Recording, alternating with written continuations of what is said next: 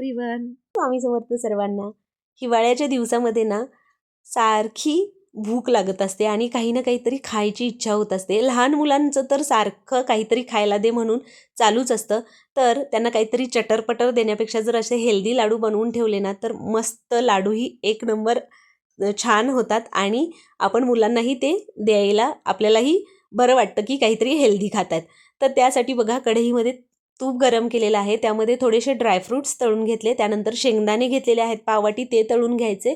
त्यानंतर पाववाटी चणे आहेत, हे चणे तळून घेतलेले आहेत.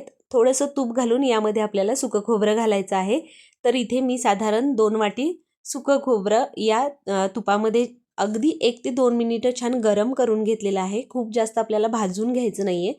अगदी हे सगळे जिन्नस 1 ते 2 मिनिटं आपल्याला या तुपावर तळून घ्यायचे आहे. आता यामध्येच मी हिवाळ्याचे दिवस चालू आहेत तर पांढरे तीळ घातलेले आहेत. वेगवेगळ्या पद्धतीने तुम्ही वेगवेगळ्या ऋतूमध्ये या लाडूमध्ये तुमच्या मनाप्रमाणे बदलही करू शकता. तर मी इथे पांढरे तीळ घातलेले आहेत, जेणेकरून पांढरे तीळ हे उष्ण असतात आणि शरीराला उष्णता उबदारपणा देतात. त्यामुळे मी इथे पाववाटी पांढरे तीळ घातलेत. आता हे तीळही छान या खोबऱ्याबरोबर तुपावर भाजून घ्यायचे आहेत. आता हे सगळे जिन्नस आपण छान तुपावर भाजून घेतलेले आहेत. आता हे लाडू बनवताना मी यामध्ये गूळ किंवा साखर काहीच वापरणार नाही आहे. तर इथे बघा हे सगळे जिन्नस आपल्याला थंड करून घ्यायचे आणि त्यानंतर मिक्सरमधून आपल्याला याला बारीक करून घ्यायचे.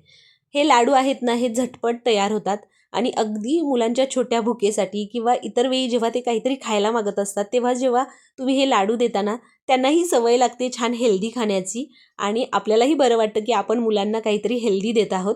तर इथे बघा हे सगळं जे जिन्नस आहे ते मिक्सरमधून मी बारीक करून घेतले. आता त्याच मिक्सरच्या भांड्यामध्ये आपल्याला जो आपला खजूर आहे त्याच्या बिया काढून तुकडे करून घेतलेले आहेत ते घालून घ्यायचे आणि तोही आपल्याला बारीक करून घ्यायचा आहे. इथे बघा असा मिक्सरमध्ये आपल्याला तो बारीक करून घ्यायचा आहे, जेणेकरून आपल्याला यामध्ये गूळ किंवा साखर वापरायची नाही आहे. खजुरामुळे HP प्रमाण वाढतं आणि मुलांसाठीही खूप छान आहे, त्यामुळे मी इथे खजूर घातलेला आहे. आता हा खजूर आहे तो आपल्याला मिक्स करून घ्यायचा आहे या मिश्रणामध्ये आणि त्यानंतर पुन्हा एकदा हे मिश्रण अगदी आपल्याला एकजीव होण्यासाठी मिक्सरच्या भांड्यात घालून एकदा फिरवून घ्यायचं आहे. तर इथे बघा अशा पद्धतीने थोडं थोडं मिश्रण मिक्सरच्या भांड्यामध्ये घालून या पद्धतीने एकजीव करून घ्यायचं. आता छान मस्त हे मिश्रण आपलं तयार झालेलं आहे. तर अजिबात कोरडं होत नाही, अगदी सहज लाडू बांधले जातात. तरीही तुम्हाला कोरडं वाटत असेल तर तुम्ही यामध्ये तूप घालू शकता, पण गरज लागत नाही. अगदी सहज इथे याचे लाडू वळता येतात. तर मिश्रण तयार झालेलं आहे आणि लाडूसुद्धा आपला छान वळला गेला आहे, तुम्ही बघू शकता. इथे याच पद्धतीने मी बाकीचे सगळे लाडू तयार करून घेतले. तर या हिवाळ्यामध्ये या पद्धतीने मस्त असे छान शरीराला पण उबदारपणा मिळतो आणि मस्त हेल्दी असे लाडू खाण्यासाठी तयार आहेत. झटपट तयार होतात, त्याचबरोबर हेल्दीही आहेत. त्यामुळे तुम्ही या पद्धतीने हे लाडू नक्की ट्राय करून बघा. चवीला तर एक नंबर लागतात. अगदी माझा लहान मुलगा आहे, तो 2.5 वर्षाचा आहे, तो सुद्धा हे लाडू अक्षरशः मागून खातो की आई मला लाडू हवा आहे, एवढे छान चवीला हे लागतात. तर या पद्धतीने तुम्ही नक्की ट्राय करून बघा आणि आपल्या लहान मुलांनासुद्धा छान हेल्दी खाण्याची सवयही लागते.